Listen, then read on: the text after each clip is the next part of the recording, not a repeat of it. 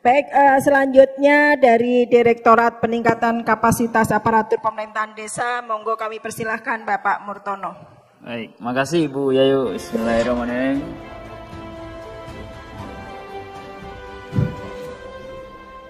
Baik Bapak Ibu sekalian, tadi Pak Dirjen telah menyampaikan keynote speech di mana kita sudah dibawa ke dalam historical desa.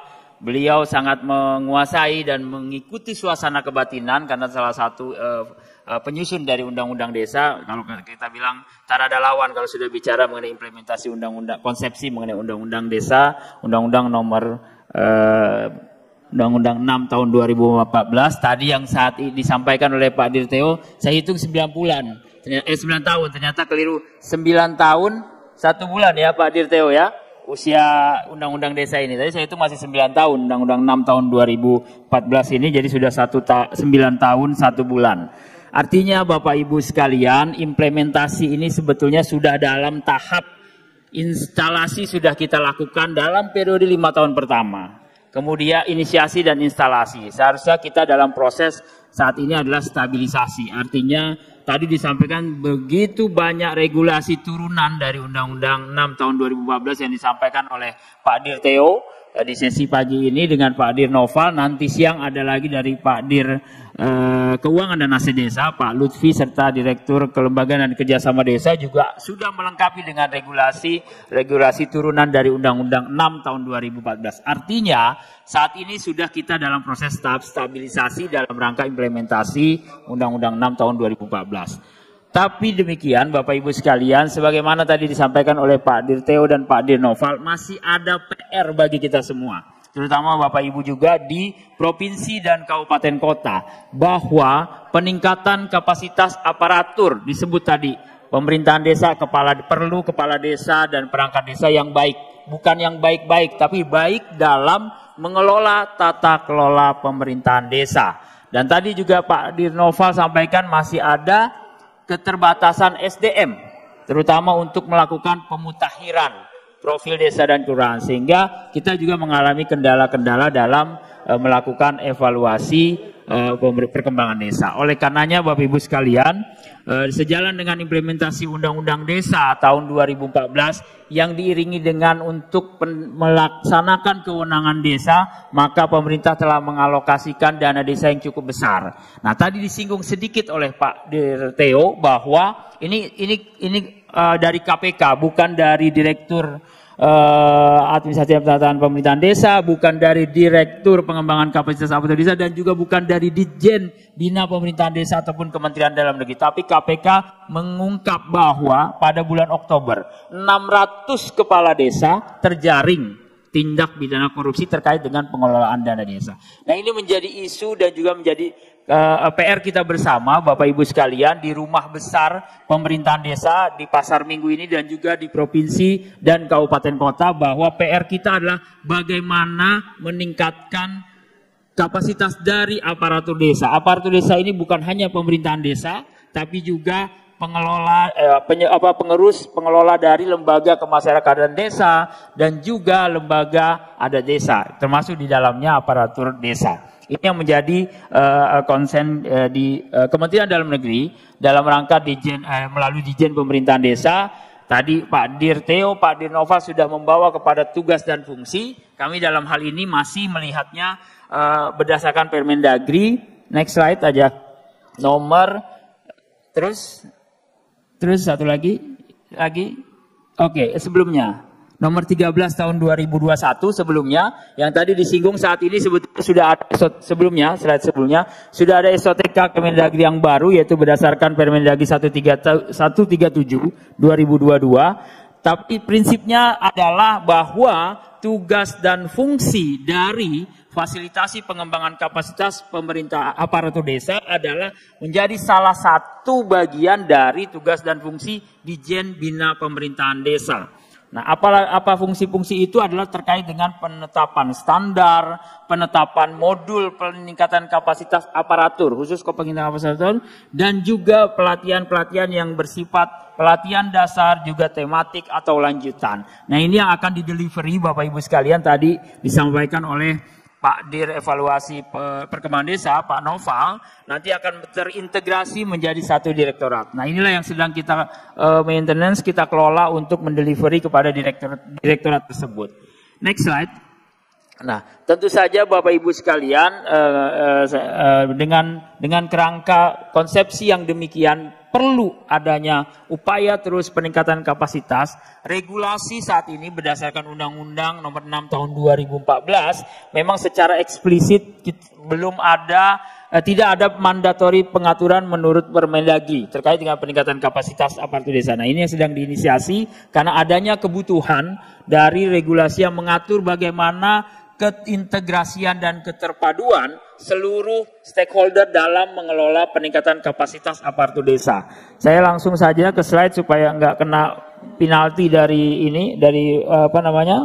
panitia terkait dengan waktu. Langsung ke slide 11. Oke, sebelumnya.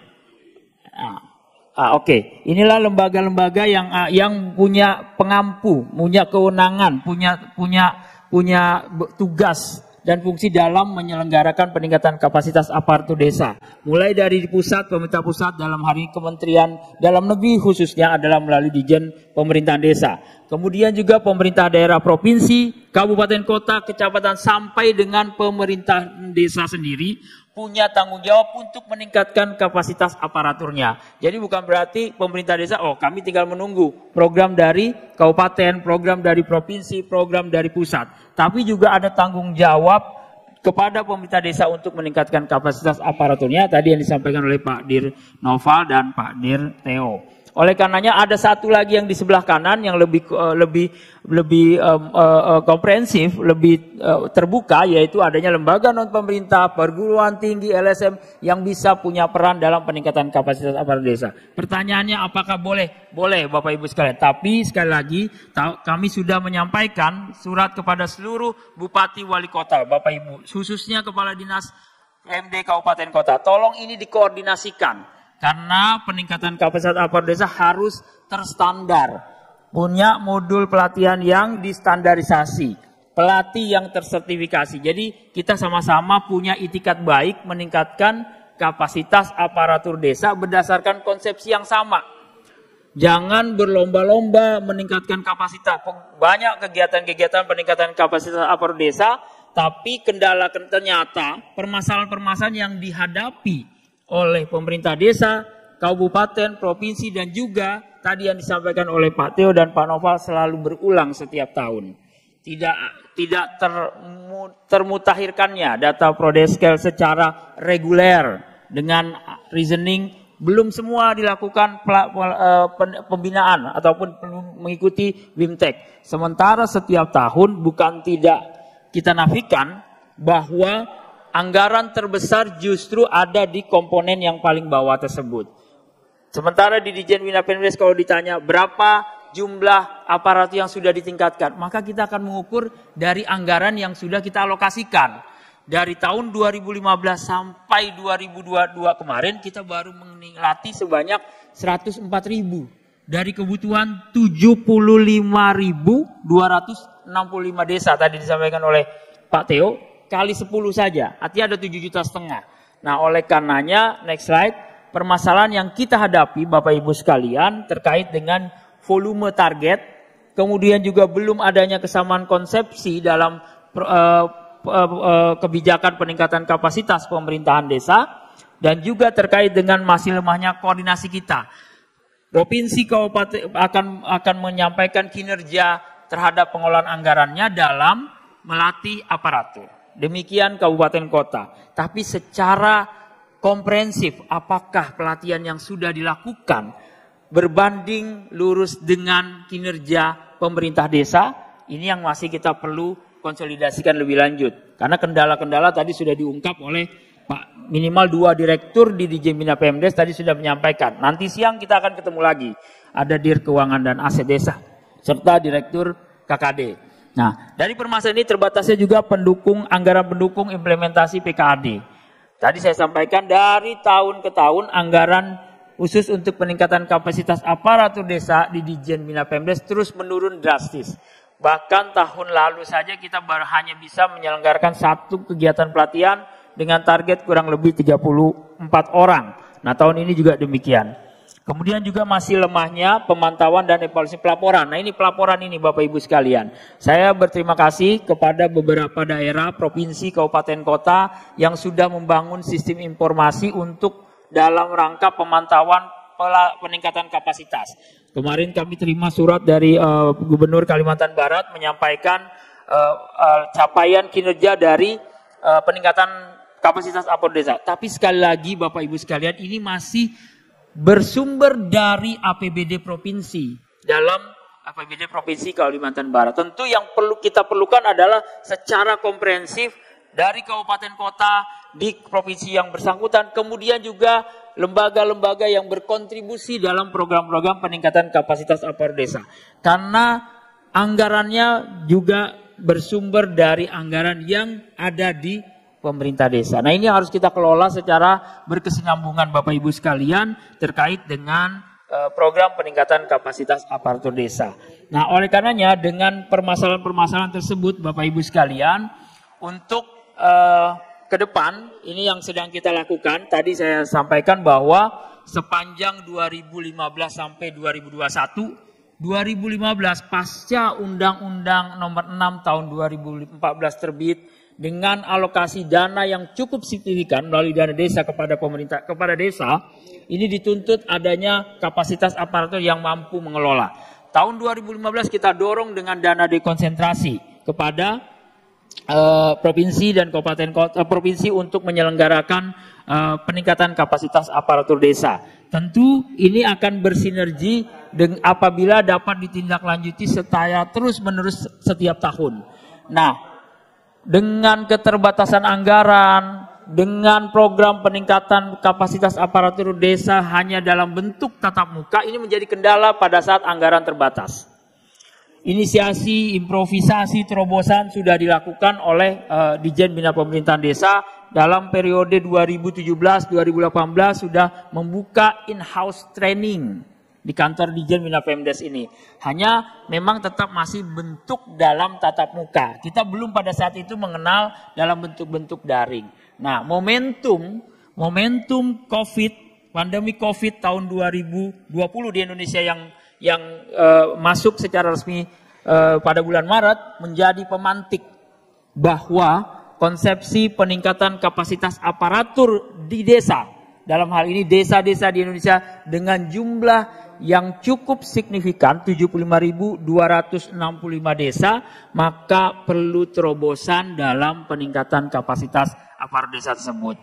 Artinya perlu langkah-langkah yang sangat-sangat ekstrim dalam rangka menjangkau seluruh desa-desa di Indonesia dengan keterbatasan, dengan kondisi geografi yang berbeda-beda. Pertanyaannya, apakah hanya kita akan dorong dengan teknologi informasi secara daring? Tentu tidak juga Bapak Ibu sekalian, karena kita memahami masih banyak wilayah-wilayah desa kita yang belum terjangkau dengan jaringan-jaringan telekomunikasi informasi dalam internet dan juga bahkan jaringan listrik yang untuk mendukung operasionalisasi dari internet tersebut. Nah, ini menjadi PR kita bersama Bapak Ibu sekalian. Oleh karenanya dalam agenda peningkatan kapasitas aparatur desa melalui Dijen Bina Pemerintahan Desa pada tahun 2023 ini, maka next slide, Dijen Bina Pemdes melalui nanti Direktorat Fasilitasi Pengembangan Kapasitas dan Data serta Evaluasi Perkembangan Desa yang dalam tadi disinggung oleh Pak Dirteo, dalam beberapa waktu ke depan akan segera ada pelantikan. Next slide. Kita akan melakukan pertama refreshment pelatih. Jadi merefresh kembali para pelatih-pelatih aparatur pemerintah desa yang sudah kita lakukan training dalam periode 2015 sampai 2021. Dan sekaligus kita mensertifikasi kompetensinya. Kemudian juga kita melakukan TOT dan pada waktunya nanti pada pertengahan tahun kita akan lakukan pelatihan dasar, pelatihan aparatur desa dalam hal ini dengan target desa-desa hasil Pilkades tahun 2021-2022. Kok hanya desa-desa itu Pak Dir? Ya, karena mandatori yang paling dasar di dalam Permendagri nomor 82 tahun 2018 adalah bagi kepala desa, calon kepala desa terpilih ini harus diberikan pembekalan. Nah, ini yang menjadi penugasan dari Bapak Dirjen, bagaimana kita mendorong pelatihan aparatur desa secara konvensional merujuk kepada desa-desa hasil Pilkades 2021-2022. Nah, kemudian juga di satu sisi juga kita meningkatkan tidak saja aparatur desanya, tapi juga supradesa, yaitu kabupaten dan kecamatan. Ini juga kita dorong melalui pelatihan pembina teknis pemerintahan desa. Nah, terakhir tentu saja kita bagaimana mendorong pembentukan klinik belajar mandiri di daerah. Dalam hal ini di kecamatan. Nah, ini yang menjadi agenda kegiatan Ditjen Bina Pemdes dalam rangka pengembangan kapasitas aparatur desa tahun 2023 yang secara terbatas kita dorong percepatan akselerasinya karena tentu saja tahun 2024 kita memasuki masa-masa tahun pemilu, ada pemilu legislatif, pilpres, kemudian pilkada serentak yang membatasi ruang-ruang untuk pengumpulan ataupun kegiatan-kegiatan yang bersifat mengumpulkan massa secara masif.